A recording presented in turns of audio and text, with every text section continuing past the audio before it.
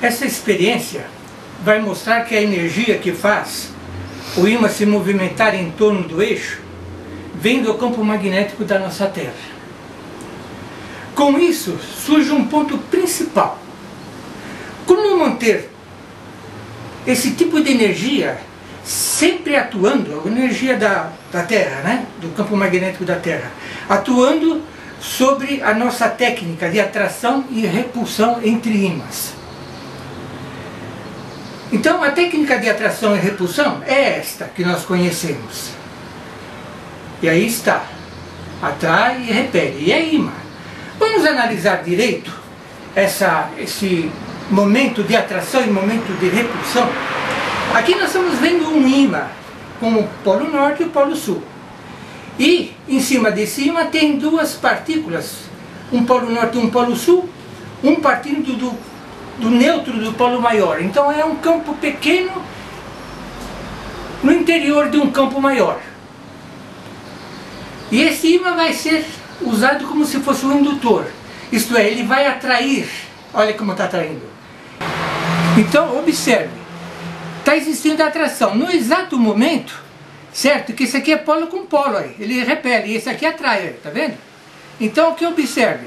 Aqui nesse exato momento existe a repulsão. Então existe a atração, e depois que existe a atração, vai comprimindo os dois polos iguais, e aí existe a repulsão, no momento exato dessa passagem.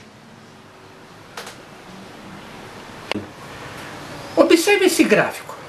Enquanto o polo norte está sendo atraído para o polo sul e o polo sul polo norte, esses dois aqui, conforme a linha do eixo, está comprimindo dois polos iguais. Então entre eles existe repulsão.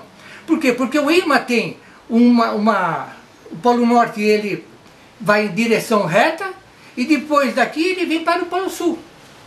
Então nesse exato momento que chega, nesse exato momento, vamos analisar aqui. Então observe, está atraindo, e conforme está atraindo, está comprimindo, aliás, os dois polos iguais. Então vai existir a repulsão no momento exato. Então quer dizer, esses polos atraem, um atrai o outro, está atraindo, né? Só que acontece de que a posição desse pequeno, certo? É um campo dentro do outro, idêntico às manchas solares, né? As manchas solares, eles são campos magnéticos muito fortes e estão dentro do campo do Sol, do campo magnético do Sol. Então aqui é a mesma coisa, é um campo dentro do outro. Como nós estamos lidando com energia, a transferência de energia da atração para a repulsão é sempre feita através dos campos. Se porventura nós errarmos a posição correta e for colidir com a matéria, então vai existir a repulsão. Observe, aquilo que nós conhecemos, polos iguais repelem, né? Então o que acontece? Então tem um momento certo. Qual é o momento certo? É a posição correta. Olha, observe que está sendo atraído, chegou aqui e agora ele vai se repelir. Então essa aqui é a função da atração e da repulsão. Então o que acontece? Eu não posso também repelir nessa posição. Tem que ter a posição certa, é entrar um pouquinho mais, ó, percebeu? Que é para coincidir com esse vão, que é entre o polo norte e o polo sul. Aqui tem uma quantidade enorme de linhas, e é aqui que passam os elétrons.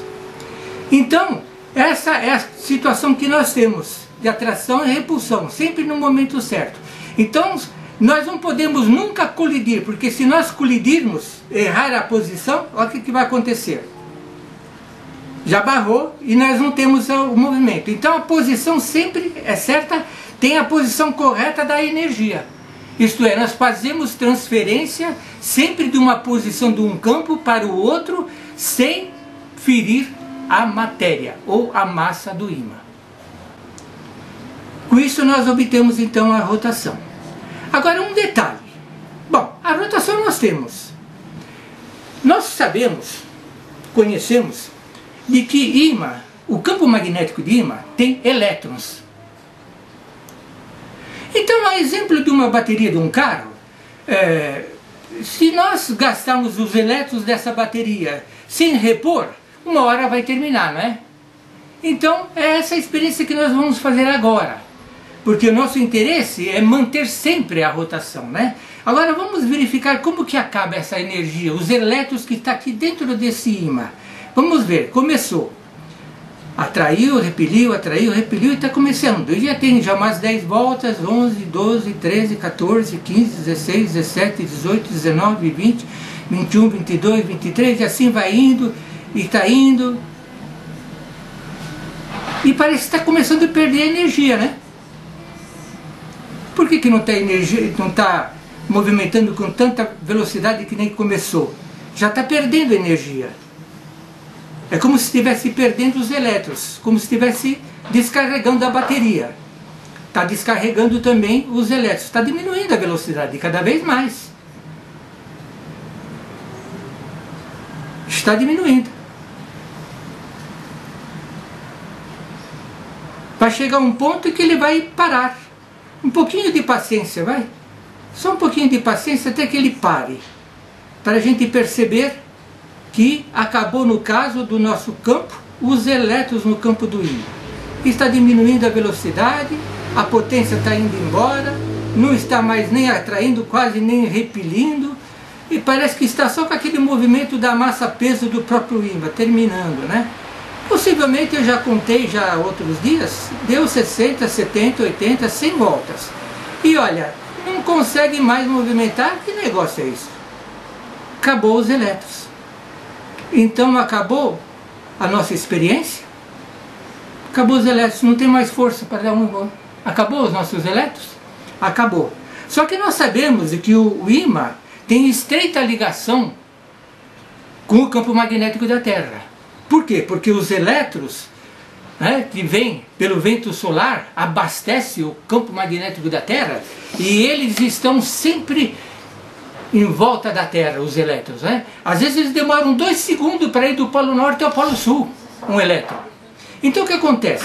Se nós deixarmos um tempo aqui, por exemplo, 30 segundos, 1 minuto, o próprio campo da Terra vai carregar esse ímã novamente.